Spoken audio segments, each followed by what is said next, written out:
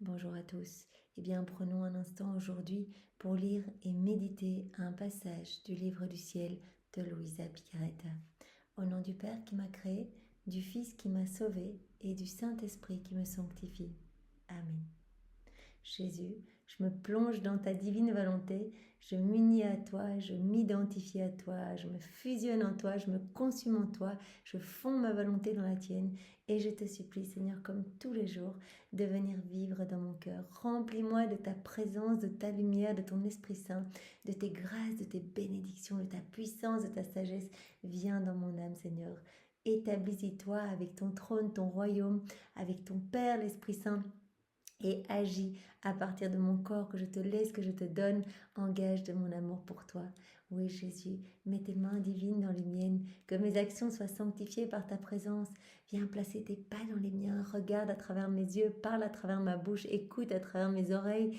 Viens penser à travers chacune de mes pensées, soit dans mon souffle, mes respirations, soit dans chacun de mes battements de cœur, qu'ils puissent être pour toi comme des milliards d'actes d'amour, enrichis des paroles du Notre Père, enrichis de tous les actes d'amour, de tous les saints, de tous les temps, refaits dans la divine volonté. Et vraiment que tout soit un hymne continuel, et bien, d'action de gloire, de louange, de bénédiction pour toi, vraiment que tu puisses te sentir aimé et vraiment reconnu au nom de tous. Nous voulons te redonner ta juste place, Seigneur. Tu es notre Seigneur, notre Sauveur, et vraiment nous sommes tes enfants. Alors ramène-nous, prends-nous par la main et ramène-nous à cette place eh bien, de propriétaire, de dépositaire de tout ton royaume. Que vraiment nous puissions nous émerveiller, nous éblouir de l'immensité de ton amour et de ton pardon continuel, de la compassion que tu as pour chacun de nous. Merci Seigneur pour tout ce que tu as opéré dans notre vie déjà jusqu'à maintenant, tout ce que tu es en train d'opérer maintenant et tout ce que tu feras encore pour chacun de nous, toutes ces grâces, toutes ces bénédictions que tu nous donnes. Et je te demande pardon au nom de tous pour toutes ces fois où nous avons eh bien, rejeté ton amour, où nous l'avons bafoué, nous l'avons foulé aux pieds et nous n'en avons pas voulu. Je te demande pardon pour nos froideurs, nos indifférences, vraiment nos péchés, voilà, toutes ces fois où nous avons été déconnectés de ta divine volonté. Vraiment, pardon et miséricorde pour chacun de nous. Et voilà, ce moment t'est offert en guise de réparation. Jésus, maintenant, viens disposer nos âmes, nos intelligences pour que nous puissions recevoir ce que tu as à nous donner pour aujourd'hui. Voilà l'enseignement que tu vas nous donner, que nos cœurs soient vraiment bien grands ouverts, que nous puissions comprendre avec ton intelligence à toi chacun de ces mots que tu as bénis et que nous puissions voilà, les laisser s'infuser en nous et qu'ils puissent porter de beaux fruits pour ta gloire, que nous puissions les mettre en pratique dans nos vies, voilà, en faisant des petits actes en union avec toi pour que tu puisses à chaque instant eh bien, recevoir voilà, une réparation, une compensation d'amour que nous t'offrons au nom de tous. Parle à travers ma bouche, envoie-moi ton Esprit Saint, que je reste toujours unie à toi dans ta vérité et que ce moment eh bien, fait par toi devienne divin, éternel et qu'il puisse y avoir de nombreuses répercussions, des effets bienfaisants dans tous les cœurs, qu'il puisse y avoir des retours à toi, des conversions, des sanctifications, des purifications, que des âmes soient sauvées in extremis de la perdition. C'est vraiment ce que nous te demandons, Seigneur. Alors le passage que nous allons méditer est celui du 8 décembre 1924. Nous sommes dans le volume 17. Alors c'est Louisa qui parle. Je réfléchissais sur l'immaculée conception de ma souveraine mère et reine. Et à ce propos, je vous souhaite une bonne fête voilà, de l'Annonciation hier. Je n'ai malheureusement pas pu poster une vidéo, mais vraiment, voilà, j'étais en union de prière avec vous. Donc Louisa est en train de réfléchir sur l'immaculée conception de Marie. Mon esprit était ébloui par les mérites, les beautés et les prodiges dont est comblée l'Immaculée Conception. Cette merveille surpassant toutes les autres merveilles réalisées par Dieu dans toute la création. Elle est remplie vraiment de puissance, de grâce, de sainteté, de beauté. Vraiment, nous savons qu'elle a été conçue vraiment au milieu, dans l'union de la mère de puissance du Père, de la sagesse de Jésus et de l'amour de l'Esprit Saint. Donc, elle a été vraiment façonnée dans l'union de ces trois mères. Donc, vraiment, elle est magnifique et elle surpasse toutes les autres merveilles réalisées par Dieu dans toute la création. Louisa, elle se dit, le prodige de l'Immaculée Conception est extraordinairement grand. Mais ma mère céleste n'a subi aucune épreuve dans sa conception. Tout lui fut favorable, autant de la part de Dieu que de la part de la nature. elle qui fut créée par Dieu, si heureuse, si sainte et privilégiée. Elle se dit en fait, voilà, elle a tout reçu, mais elle n'a pas eu ce test voilà, auquel nous sommes tous soumis. Louisa, voilà, elle a dû donner son oui, elle est dans son lit, elle est paralysée, elle a toutes ces épreuves. Elle se dit, mais la Vierge Marie, elle n'a pas eu ce test pour donner sa volonté. En tout cas, nous savons que oui, puisque nous avons médité ensemble les méditations du mois de mai sur Marie, Reine du Ciel, de la Divine Volonté. Et donc, voilà, Louisa continue. Quel héroïsme et quel test a-t-elle vécu? Si les anges au ciel et Adam au paradis n'ont pas échappé au test, la reine de tous aurait-elle été la seule à être exemptée de ce test et par conséquent privée du beau halo que le test aurait placé sur cette auguste reine et mère du Fils de Dieu? Pendant que je réfléchissais ainsi, mon aimable Jésus se rendit visible en moi et me dit « Ma fille, personne ne m'est acceptable sans le test. » Ça c'est magnifique et déjà, voilà, nous pouvons déjà réfléchir, méditer là-dessus. Personne n'est acceptable aux yeux de Dieu sans être passé par ce test, par voilà, la croix, voilà, qui nous est proposée dans notre quotidien et sans que nous puissions choisir eh bien, de l'unir aux souffrances de Jésus lui-même et vraiment nous donner notre oui dans l'épreuve. Il y a toujours ce test où nous allons devoir crucifier notre volonté propre pour laisser la divine volonté vivre et opérer en nous. Personne ne m'est acceptable sans le test. Si elle n'avait pas traversé le test, j'aurais eu une esclave en tant que mère et non une personne libre. Nos relations, nos œuvres et notre amour veulent une adhésion libre. Voilà. Le Seigneur ne veut pas nous forcer à venir le laisser vivre en nous. Voilà. Il ne veut rien par force en fait. Il est amour et donc il veut notre adhésion libre. Il veut qu'on vienne bien, volontairement lui dire « Jésus, je te donne ma volonté, je te donne ma vie. Fais de moi ce qui te plaira. Viens vivre dans mon cœur, prends toute la place. Voilà, empare-toi de toute mon humanité, je t'offre tout. » Il veut cette adhésion. Ma mère a eu son premier test dès le premier instant de sa conception.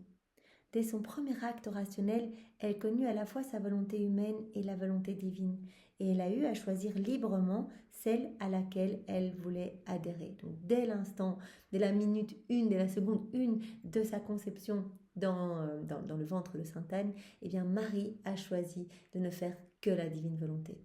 Elle était déjà douée de la divine connaissance, la divine science, etc., douée de raison, donc elle était déjà sur les genoux du Père, et donc elle a pu voir tout de suite eh bien, le grand mal qui a résulté de la chute d'Adam lorsqu'il a choisi de faire sa volonté propre. Et donc directement, elle a enchaîné sa volonté propre, sa volonté humaine, au pied du trône de l'Éternel en disant « Je n'en ferai jamais usage ». Donc c'est vraiment, elle a passé ce test. Dès son premier acte rationnel, elle connut à la fois donc sa volonté humaine et la volonté divine, et elle a eu à choisir librement celle à laquelle elle voulait adhérer, donc à la divine volonté. Sans perdre un instant, et sachant toute l'ampleur du sacrifice qu'elle faisait, elle est venue nous donner sa volonté, sans jamais vouloir la reprendre, et nous lui avons accordé le cadeau de la nôtre. Donc elle est venue apporter sa volonté, et elle a reçu en cadeau la divine volonté, mais totalement. À la suite de cet échange, nous l'avons inondée. Nous avons inondé l'Immaculée Conception de tout. La plus privilégiée de toutes les créatures, de toutes nos qualités, beauté, prodige et immense mère de grâce. Donc elle a été submergée de toutes ces mères de beauté, de grâce, de puissance, de sainteté. C'est toujours la volonté que je teste.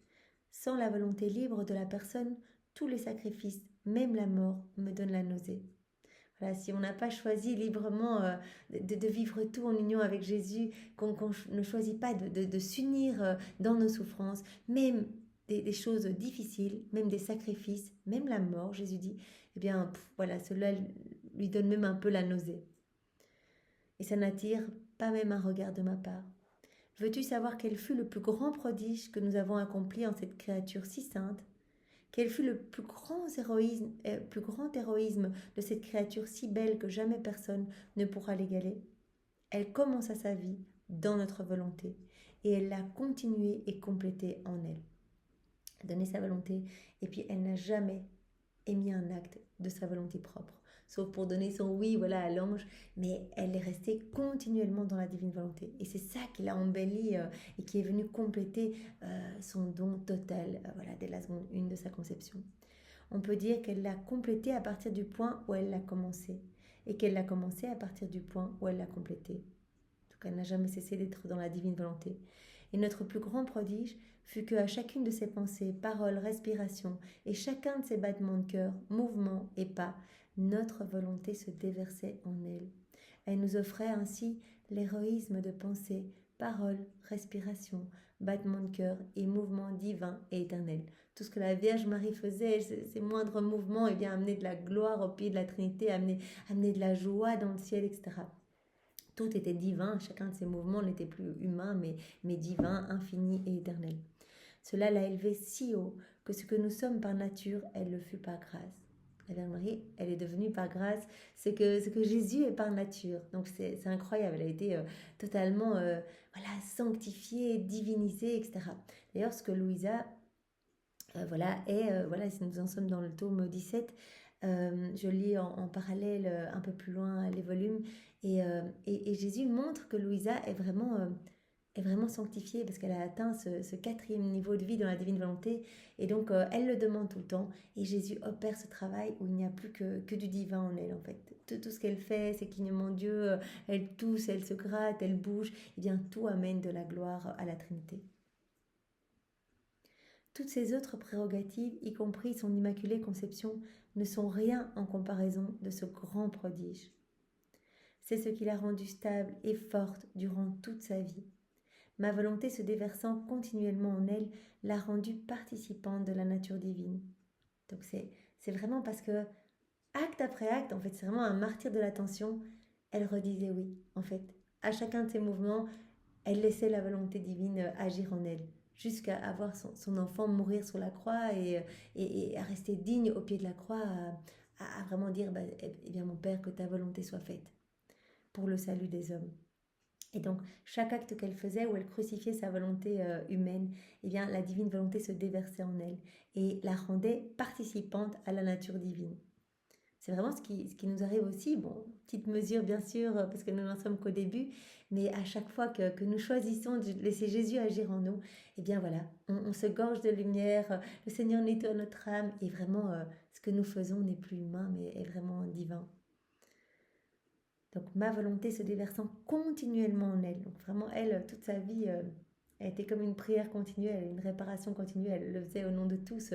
Tout était divin, éternel, tout amenait de la lumière, mais continuellement. Nous, il y a plein de moments où on sort de la divine volonté. Mais la Vierge Marie, elle était constamment. Chaque micro-action a été faite vraiment dans la divine volonté. C'est pour cela qu'elle sentait tout ce que Jésus ressentait, toutes ses souffrances, ses peines, ses agonies. On sait que Jésus a souffert depuis la seconde 1 de son incarnation. Eh bien, Marie a tout souffert en union avec Jésus. C'est pour ça que c'est vraiment la reine des douleurs et la co-rédemptrice. Voilà. Et sa réception continuelle de celle-ci, donc de la divine volonté, la divine volonté se déversant en elle continuellement, cela l'a rendue forte en amour et dans la souffrance. Cela l'a rendue différente de tous. C'est notre volonté agissant en elle qui attira le Verbe éternel sur la terre et qui la rendit divinement féconde. C'est parce qu'elle était déjà totalement dans la divine volonté que vraiment elle a attiré la venue de Jésus en son sein, vraiment l'incarnation du Verbe éternel en son sein, de telle sorte qu'un homme-dieu puisse être conçu en elle sans aucune participation humaine. Elle a été rendue digne d'être la mère de son propre Créateur. C'est vraiment le prodige, des prodiges, la vie dans la divine volonté. Vraiment, Marie, c'est parce qu'elle était complètement immergée dedans que Jésus a pu s'incarner en elle. Voilà pourquoi j'insiste toujours sur ma volonté, parce qu'elle conserve l'âme aussi belle que lorsqu'elle est sortie de nos mains et la fait croître comme une copie originale de son Créateur. Voilà. La vie dans la divine volonté, en fait, embellit l'âme continuellement. À chaque fois qu'on fait un acte, eh bien, c'est notre âme qui embellit, c'est notre âme qui reçoit une douche eh bien, de tous les attributs divins, etc. Et donc, au plus on va être, on va faire des actes en union avec Jésus, au plus notre âme va devenir une copie, une image de Dieu. Et bon, voilà, cela appelle une vie, eh bien, totalement imbibée dans la divine volonté et une union constante avec notre Seigneur. Voilà, la Vierge Marie, elle est devenue une copie originale de son Créateur. Quels que soient les travaux et les sacrifices que l'on fasse, si ma volonté n'y a pas aucune part, je les refuse, je ne les reconnais pas. Si on fait les choses tout seul, dans nos volontés propres, on sait bien qu'il y a toujours une part d'orgueil, on fait toujours les choses un petit peu de façon voilà, humaine. Et Jésus dit, voilà, dans la divine volonté, quand vous faites quelque chose en union avec moi, eh bien, l'âme est totalement tournée vers son regard sur moi, et donc elle ne va penser qu'à faire des réparations, qu'à me consoler, qu'à m'aimer, qu'à me glorifier. Donc c'est absolument magnifique. Et donc cela me plaît parce qu'elle me laisse la pleine autorisation et vraiment elle me laisse le champ libre pour prendre les commandes de son existence. Tandis que si elle agit dans sa volonté propre, elle me met en fait des bâtons dans les roues et ma divine volonté ne peut pas opérer et agir. Elle est comme asphyxiée dans ce cœur qui va essayer par l'exercice de vertu, voilà, peut-être des comportements qui sont très louables, mais il y aura toujours eh bien, ce côté humain. Donc vraiment, un acte fait en union avec Jésus est divin, éternel, infini, et donc vaut bien plus que toute une vie de sacrifice. Une vie voilà, offerte vraiment dans un dur travail voilà, pour essayer de faire la volonté de Dieu, mais cela toujours teinté de la volonté humaine. Donc Jésus, il va quand même fort parce qu'il dit même quels que soient les travaux, quels que soient les martyrs, les sacrifices, si c'est fait dans sa volonté propre, eh bien voilà, je les refuse même, je ne les reconnais pas. Ce ne sont pas des aliments pour moi. Parce que dans la divine volonté, en fait, on n'offre rien de nous, on n'offre rien d'humain. On se laisse remplir par Dieu, on prend son amour, on prend ses grâces, ses bénédictions et on les réoffre. On vient chercher la paix de Jésus, on lui réoffre. On vient offrir ses adorations à lui, ses remerciements à lui. Donc on offre Dieu à Dieu, on offre des prières parfaites en fait, qui lui rendent gloire de la manière la plus parfaite. On lui offre cette réciprocité d'amour à laquelle il aspire tant et il nous en parle quasi dans tous les passages. Il attend cette réciprocité d'amour. Et l'homme ne peut pas, tout seul, n'arrivera pas à lui rendre un amour identique à ce qu'il reçoit de la Trinité. Voilà.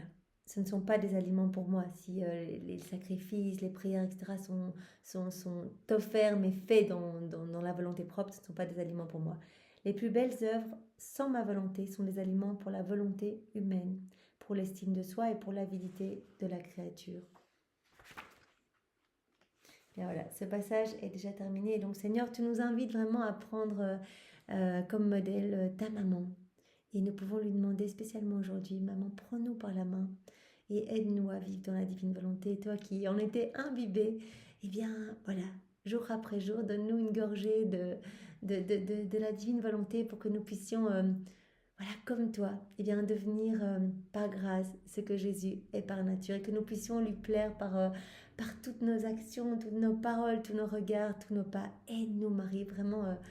Aide-nous. Vraiment, nous pouvons imaginer que nous prenons la main de Marie d'un côté et la main de Jésus de l'autre et que nous nous laissons guider. Vraiment, nous sommes vraiment entre de bonnes mains et ils vont nous conduire vraiment là où nous devons être, à notre place d'enfant de lumière. Nous devons revenir à cette place pour laquelle nous avons été créés, c'est-à-dire être remplis de Dieu à ras-bord et le glorifier par chacun de nos mouvements, chacun de nos pas, chacune de nos pensées. Merci Seigneur pour tout ce que tu vas opérer en nous et nous te demandons vraiment cette grâce de la souvenance de pouvoir nous rappeler à chaque instant de notre quotidien, de pouvoir voilà, nous unir à toi et te laisser toute la place en nous. Alors nous continuons avec le passage suivant, celui du 24 décembre 1924. Toujours Louisa qui parle. Mes jours sont toujours plus souffrants. Je suis dans l'âpre état de la privation de mon doux Jésus. Cela est comme une arme mortelle suspendue au-dessus de moi et prête à me tuer à tout moment. Lorsqu'elle est sur le point de me donner le coup de grâce, ce qui me serait un soulagement et me permettrait d'aller vers mon Jésus, elle reste suspendue au-dessus de ma tête, et c'est en vain que j'attends le coup final. Je sens ma pauvre âme et ma pauvre nature se désintégrer. Louisa, elle préférerait vraiment voilà, mourir, rejoindre Jésus dans le ciel, être près de lui, comme ça elle serait toujours voilà, unie, elle serait dans sa gloire dans le ciel. Elle dit mais c'est une torture pour moi de rester continuellement à le voir et puis ne plus le voir et puis le voir, et donc elle dit chaque fois je vis cette agonie avec ces petites morts continuelles. Cela me fait penser vraiment à Jésus au jardin de Gethsémani qui a vécu ces petites morts continuelles. Louisa, elle pouvait observer Jésus qui, voilà, son cœur s'arrêtait, il semblait vraiment être comme mort, et puis il reprenait la vie, et puis il mourait, il reprenait la vie. Et Jésus lui a dit déjà dans de nombreux passages, Louisa, c'est parce que je t'aime infiniment et que tu t'offres à moi, que je te partage et bien ces tristesses que je ressens face à l'ingratitude, la froideur et à la méchanceté humaine, à tous ces manques de réciprocité d'amour, eh bien je te partage cette agonie que je ressens voilà, de manière continuelle en moi, cette agonie d'être séparée de mes enfants, d'être rejetée, de voir mon amour abandonné et bafoué. Donc voilà, pour elle, c'est vraiment difficile. Ah, mes gros péchés m'empêchent de mériter la mort. Quelle souffrance, quelle longue agonie. Ah, mon Jésus, aie pitié de moi. Toi qui es le seul à connaître mon douloureux état, ne m'abandonne pas, ne me laisse pas toute seule. Pendant que j'éprouvais ces sentiments, je me suis retrouvée hors de mon corps et dans une très pure lumière, et j'ai pu voir la maman reine avec le petit bébé Jésus dans son sein virginal. Oh mon Dieu, dans quel triste état se trouvait mon aimable petit bébé Jésus. Sa petite humanité était immobilisée, ses petites mains et ses petits pieds immobiles, sans aucune possibilité de bouger. Il n'avait aucun espace pour ouvrir les yeux ou respirer à l'aise. Voilà, voilà, Louisa, elle voit Jésus qui est dans le ventre de Marie en fait. Et nous avions déjà vu ça dans la neuvaine préparatoire pour la fête de Noël. Jésus était dans le ventre de Marie, il avait montré vraiment les 9 excès de son amour, où il n'avait pas de place, il ne pouvait pas bouger, il n'y avait pas de lumière, il était vraiment dans le ventre de Marie, aussi saint soit-il, mais il manquait de lumière. Lui, la clarté, la lumière du monde, eh bien, il a beaucoup souffert, il ne pouvait même pas respirer. Et donc en fait, il nous a parlé de cela pour nous montrer que voilà, déjà à ce moment-là, il réparait pour toutes ces fois où on ne lui laisse pas de la place dans nos cœurs, en fait, où on remplit nos âmes des choses du monde, des choses futiles et voilà, et vaines. Et donc la divine volonté, Jésus a dit, je suis la divine volonté, est asphyxiée en nous, comme Jésus dans le sein de sa maman, eh bien, a accepté de manquer de place, de manquer de lumière, de pouvoir à peine respirer, d'être comme immobilisé, comme en fait paralysé. C'est exactement comme ça que Jésus se sent dans nos cœurs quand on ne lui laisse pas l'autorisation d'agir. Il est comme paralysé, il voudrait tout nous donner parce qu'il nous aime, il a les bras chargés de cadeaux, il dit mais moi je sais ce qui est bon pour vous, je vous aime mes enfants, dites-moi oui et je vais vous rendre heureux, je vais vous donner ma paix, je vais vous donner mes attributs divins, je vais tout vous donner, mais j'ai besoin de votre accord puisque Jésus nous l'a dit juste avant, que ce n'est pas dans sa nature de forcer, il ne va pas nous forcer à l'aimer. Et donc c'est ça le summum de l'amour, c'est qu'il a besoin de nous pour nous sauver, il a besoin de notre oui pour nous sauver et pour nous amener à la joie divine. Donc Louisa, voilà, elle observe Jésus dans sa toute petite humanité qui est complètement immobilisée, ses petites mains et ses pieds immobiles, sans aucune possibilité de bouger. Il n'avait aucune place pour ouvrir les yeux ou respirer à l'aise. Son immobilité était telle que bien que vivant, il semblait mort. Je me suis dit, comment Jésus doit souffrir dans cet état, et tout autant sa maman en voyant bébé Jésus si coincé dans son sein. Donc Marie déjà, elle partageait toutes les souffrances de Jésus face à tant de froideur et d'indifférence. Eh bien, Marie les ressentait en même temps. Pendant que j'entretenais ces pensées, l'enfant Jésus me dit en sanglotant, « Ma fille, les douleurs que j'ai souffert dans le sein virginal de ma mère sont incommensurables pour l'esprit humain.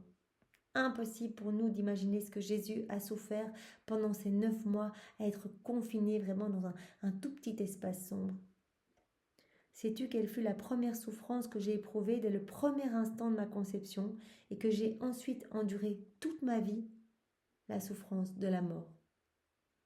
Ma divinité était descendue du ciel parfaitement heureuse, sans qu'aucune souffrance ou mort ne puisse l'atteindre. Quand j'ai vu ma petite humanité sujette à la souffrance et à la mort par amour pour les créatures, donc Jésus avait déjà ces petites morts continuelles, donc il reprenait toutes nos vies déconnectées de la divine volonté, tous nos regards, nos pensées, nos paroles, nos pas, tout ce qui était en rupture totale avec la divine volonté, il reprenait tout. Il a tout vaincu avec sa volonté humaine, il a tout refait avec sa divine volonté et cela lui a causait à chaque fois des petites morts, des épines brûlantes dans la tête, mais vraiment des épines de feu, des clous de feu pour nos actions, voilà, qu'on agit sans penser à Jésus, pour nos pas où on marche voilà, vers les choses du monde sans penser à Jésus, eh bien des clous de feu dans ses pieds, des flagellations dans tout son corps, voilà, qu'on se laisse aller aux jouissances du monde, etc. Donc vraiment, Jésus a vécu ces petites morts continuelles et vraiment une souffrance inouïe, indescriptible, comme il dit. Pour un cerveau humain, c'est juste impensable. Ma divinité donc était descendue du ciel, parfaitement heureux. Jésus ne connaissait pas la souffrance et voilà, ou mort ou quoi que ce soit. Quand j'ai vu ma petite humanité sujette à la souffrance et à la mort par amour pour les créatures, j'ai senti la souffrance de la mort si intensément que j'en serais mort à l'instant même si ma force divine ne m'avait pas soutenu miraculeusement. Donc c'est vraiment, voilà, il a tout souffert, il a été soutenu vraiment par la divine volonté. Sinon, il en serait mort. Cette souffrance était juste intolérable. Donc Jésus déjà dans le ventre avec sa petite couronne d'épines, avec ses innombrables clous. Vous imaginez des milliers de clous, rien que pour chacun d'entre nous, en fait. Toutes ces fois où on n'a pas pensé à Jésus en faisant nos petites actions, eh bien, à chaque fois on crucifiait Jésus. Et donc il dit, je serais mort si ma force divine ne m'avait pas soutenu miraculeusement, me laissant éprouver cette souffrance tout en continuant à vivre. Donc il ressentait cette souffrance, voilà, de la mort, de ces morts continuelles, mais il continuait à vivre.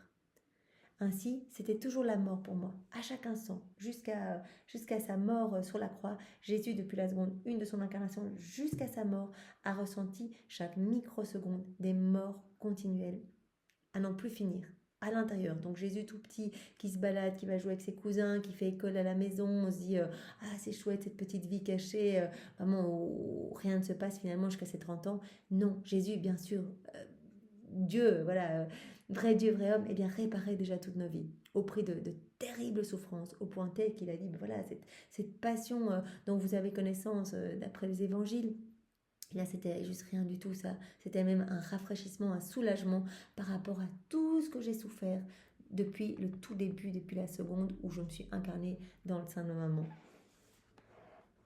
C'était toujours la mort pour moi. Je sentais la mort provenant du péché, la mort du bien chez les créatures.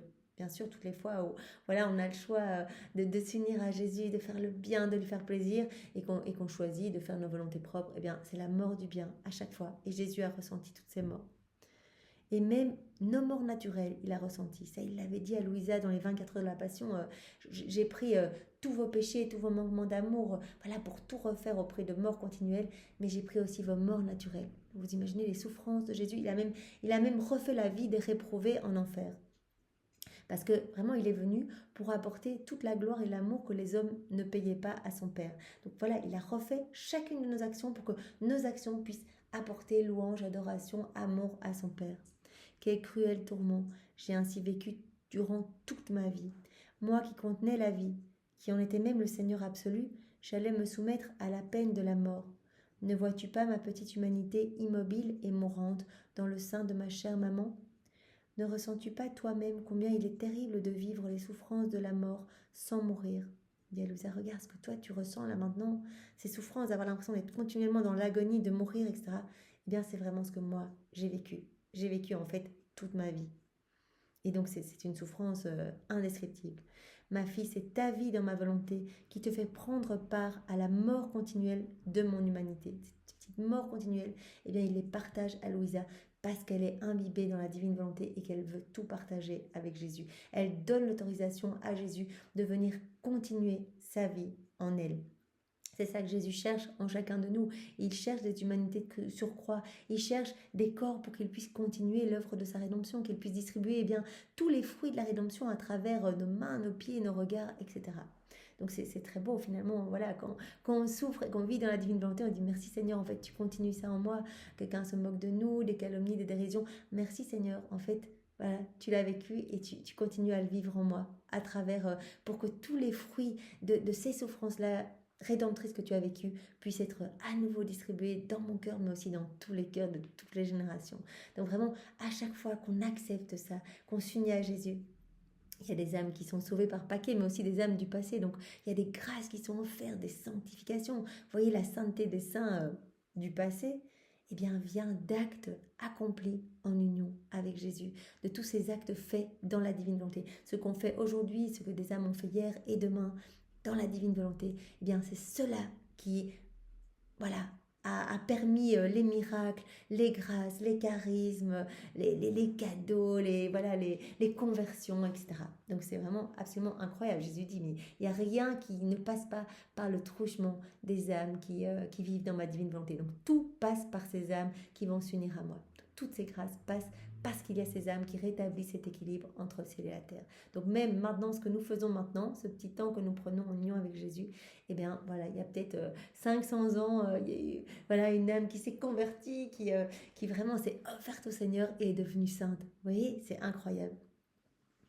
J'ai ainsi passé presque toute la matinée aux côtés de Jésus dans le sein de ma maman. Je l'ai vu pendant qu'il était en train de mourir, retrouver la vie pour ensuite s'abandonner de nouveau à la mort. Comme il m'était pénible de voir l'enfant Jésus dans cet état.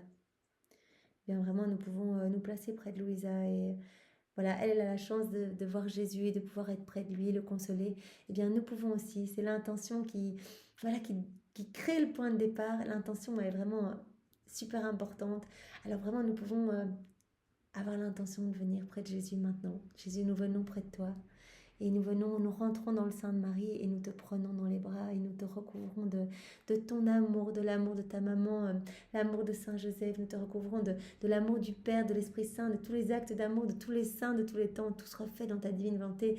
On t'offre eh bien, nos volontés pour te soulager. On retire ta petite couronne d'épines, on la place sur notre tête en te demandant eh bien, de nous partager tes peines, Seigneur, parce que tu souffres trop et tu souffres trop pour vraiment nous racheter de nos fautes. Alors partage-nous tes peines, Seigneur, et partage-nous également tes joies. Nous sommes là près de toi et nous voulons vraiment nous unir dans tout ce que tu ressens et nous voulons eh bien, te remercier, vraiment avec tes propres remerciements voilà, pour tout ce que tu as fait et souffert pour chacun de nous. Vraiment que tes peines et tes souffrances puissent rester toujours gravées dans nos cœurs et que cela puisse opérer en nous une parfaite contrition et la rémission de tous nos péchés. Dans la nuit qui suivit, je réfléchissais sur l'acte par lequel le tout petit bébé quitta le sein maternel pour naître parmi nous, et mon pauvre esprit se perdait dans ce mystère si profond et si rempli d'amour, qu'en bougeant en moi, mon doux Jésus tendit ses petites mains pour m'embrasser. Il me dit, donc maintenant Louisa, voilà, elle médite sur la naissance de Jésus. Ma fille, l'acte de ma naissance fut le plus solennel de toute la création. Le ciel et la terre se prosternèrent en une profonde adoration à la vue de ma petite humanité, dans laquelle ma divinité se trouvait comme emmurée. Il y eut un acte de silence, de profonde adoration et de prière. Tout extasiée, ma maman priait devant ce si grand prodige qui sortait d'elle. Saint Joseph et les anges priaient aussi. Toute la création ressentait la grandeur de mon pouvoir créateur, amoureusement renouvelé devant elle. C'est incroyable. Donc je vous invite à, voilà, si vous avez l'occasion, vous regardez sur YouTube Naissance de Jésus de Maria Valtorta. C'est tellement beau ce moment en fait. Vraiment, on peut faire une ronde, on peut vraiment. Moi je trouve que les écrits de Maria Valtorta sont merveilleux pour vraiment, voilà, à partir de ce que Jésus nous a appris ici, de venir mettre nos je t'aime partout, eh bien on lit et on peut vraiment être dans la grotte avec Marie, Saint Joseph qui s'affaire pour essayer de nettoyer, parce que tout est vraiment sale, sombre, avec des gros courants d'air partout, il essaie de mettre son manteau pour couvrir, eh bien, il n'y a pas de fermeture, donc il faisait vraiment extrêmement froid, une mangeoire très sale, des excréments d'animaux partout, vraiment des toiles d'araignées, peut-être des chauves-souris, etc. Et donc Saint Joseph vraiment s'affaire de tout son cœur pour essayer de rendre l'endroit plus agréable, il essaie d'allumer un petit feu, mais il y avait plein de fumée. Enfin c'est vraiment très beau en fait, dans les écrits de Maria Valtorta, il y a beaucoup de détails, donc on peut vraiment me jeter partout et être vraiment présent au moment de la naissance de Jésus, puisque vraiment l'intention suffit. Donc Jésus, voilà, on peut être près de toi et on peut lui offrir l'accueil qu'il aurait dû recevoir et qu'il n'a pas reçu. Donc on peut vraiment se jeter au pied de sa mangeoire. Voilà, et quand il vient naître, eh bien, tout s'illumine, c'est absolument incroyable. C'est un ange qui a imposé Jésus dans les bras de Marie. C'est tellement beau. Eh bien, on peut vraiment voilà, se prosterner au moment où Jésus est dans les bras de la Vierge Marie. On peut lui offrir nos vies directement, dire, voilà, Seigneur, j'ai pas grand-chose à t'offrir, alors je m'offre tout entière à toi. Voilà, on s'offre à toi et on te donne nos désirs, nos émotions, nos pensées. On vient vraiment s'unir à la lumière de ta naissance, voilà, cette lumière, on la prend, on la place dans tous les cœurs et on vient te dire je t'aime au nom de tous, je t'adore, je te loue, je te bénis, je te remercie d'être là pour chacun de nous. On prend Marie dans les bras, on l'embrasse, on la remercie vraiment d'être notre mère. Vraiment, nous savons qu'elle est devenue notre mère dès que Jésus est rentré dans son ventre, elle est devenue notre mère, la mère de toute l'humanité. On prend Saint Joseph, on le remercie également d'être si juste, d'être là et vraiment de protéger la Sainte Famille. Et on se consacre à leurs trois cœurs unis. Et puis on peut voir voilà, les bergers qui arrivent, on peut se jeter avec eux au pied de la mangeoire et vraiment nous prosterner, être les premiers adorateurs. Voilà, pour notre Seigneur. Donc, c'est vraiment très beau. À chaque fois qu'il y a en fait, voilà, tous ces détails servent vraiment à visualiser la scène pour y être en fait. C'est ça faire des rondes, on est avec eux et qu'est-ce qu'on fait? On répare pour tant de méchanceté, tant de froideur, toutes ces portes qui se sont fermées, eh bien on place nos je t'aime sur toutes ces portes et vraiment à chaque parole qui prononce un refus, voilà, qui pousse Marie et Joseph loin, qui les rejette, eh bien on dit Jésus, nous on est là, on t'ouvre grand nos cœurs, on t'accueille, viens. Et vraiment, tout cet amour qui a été rejeté, tu peux nous le donner. Nous on est prêts à le recevoir, même si on doit en mourir, on t'ouvre grand nos cœurs, remplis à rabord nos cœurs de cet amour bafoué. Et on va tout prendre, on va jeter nos je t'aime et on va tout te réoffrir. Vous voyez, donc c'est vraiment important. Pardon pour voilà, la digression, enfin l'emballement ici. Mais c'est tellement beau et ça me faisait vraiment penser à ça, en fait.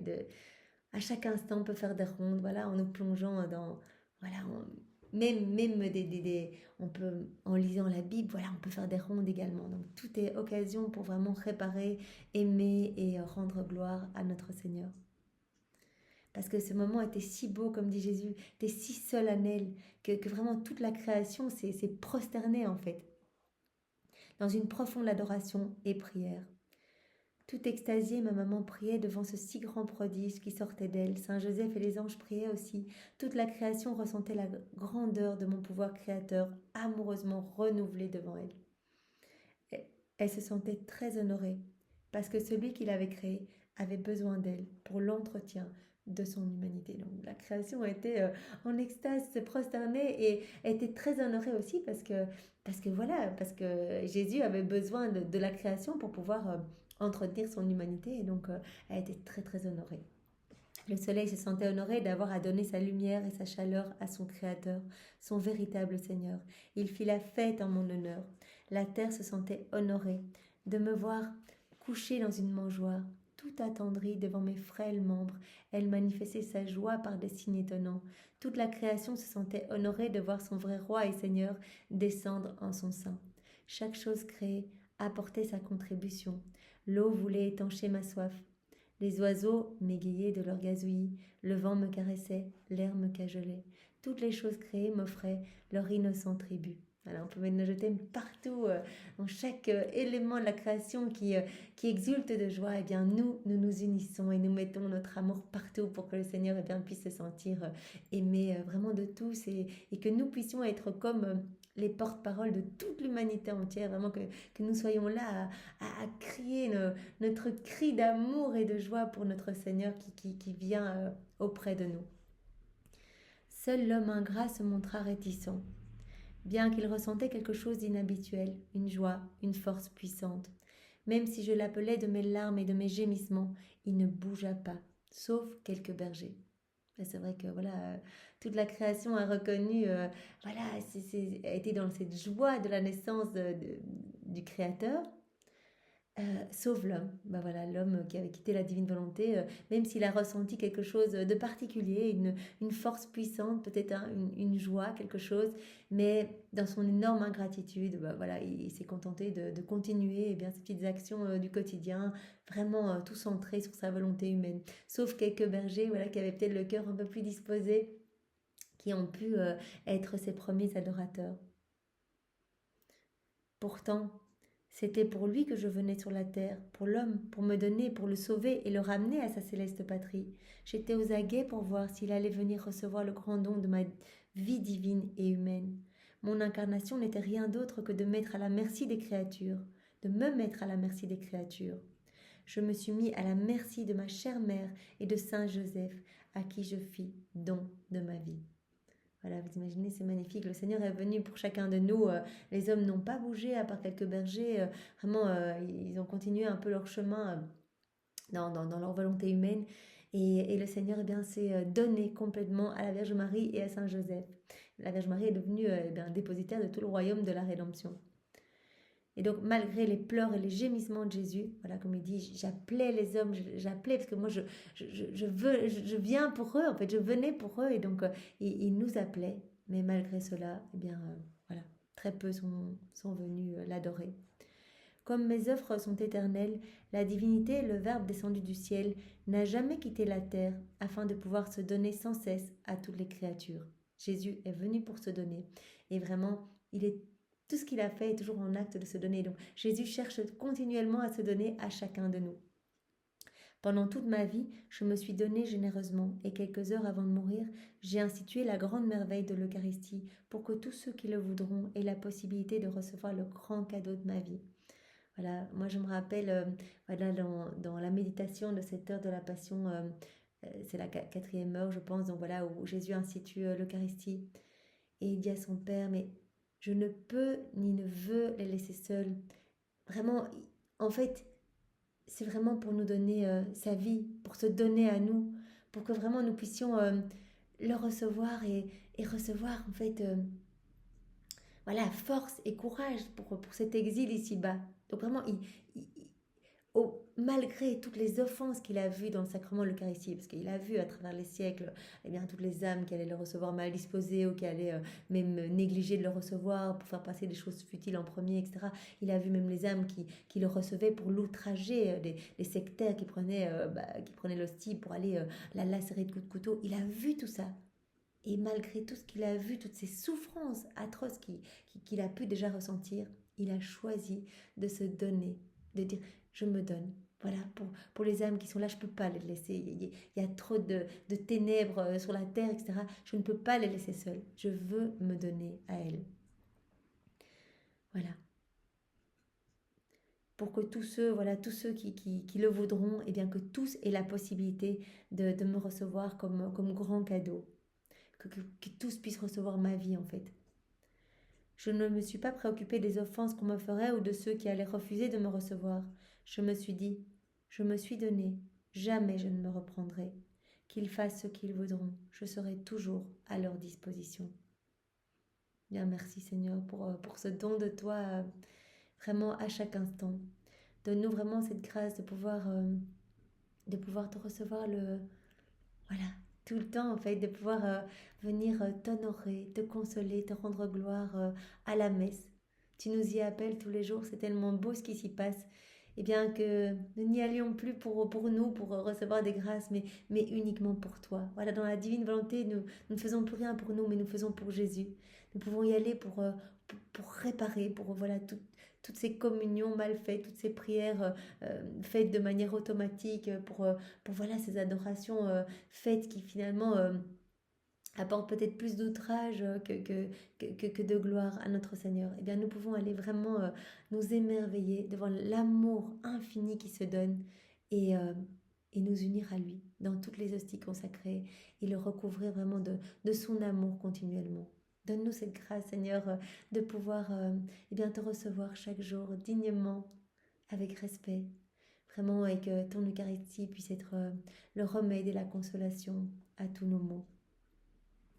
Ma fille, telle est la nature du véritable amour, constance et volonté, de ne jamais faire marche arrière, quel que soit le sacrifice requis. La constance dans mes œuvres est ma victoire et ma plus grande gloire. Voilà, Jésus est venu pour se donner et jusqu'à la mort et éternellement, voilà, jusqu'à la fin du monde, Jésus va se donner, il va essayer de nous sauver, il va être là, il va être mendiant d'amour, il va nous supplier, il va vraiment nous donner tout pour que nous puissions être sauvés. C'est vraiment la constance qui est sa plus grande gloire, comme dit Jésus. C'est ma victoire et ma plus grande gloire. Chez la créature, la constance est le signe qu'elle agit pour Dieu. Être là tous les jours, demander à Jésus, voilà la vie dans la divine volonté, s'unir à lui, penser à lui dès le matin, penser à lui le soir, penser à lui dans la journée, eh bien cette constance plaît au Seigneur, puisqu'il a dit, mais moi j'ai agi uniquement vraiment dans cette constance, et c'est vraiment ma plus grande gloire. Eh bien je veux que les âmes puissent agir de la sorte aussi, être constant en amour, être constant dans cette offrande qu'elles me font de leur volonté. L'âme ne se laisse arrêter par rien, ne se préoccupe ni d'elle-même, ni de sa réputation, ni de ses proches, même si cela devait lui coûter la vie. Donc c'est à cela que nous sommes appelés, voilà, quelles que soient les calomnies, les reproches, les jugements, les personnes qui se moquent de nous, voilà. Eh bien, peu importe la constance, Jésus nous appelle à ça. Et puis finalement, voilà, si on se moque de nous, eh bien, on aura gagné une béatitude dans le ciel. Et tout ce qu'il faut, c'est qu'on puisse vraiment faire plaisir à Jésus.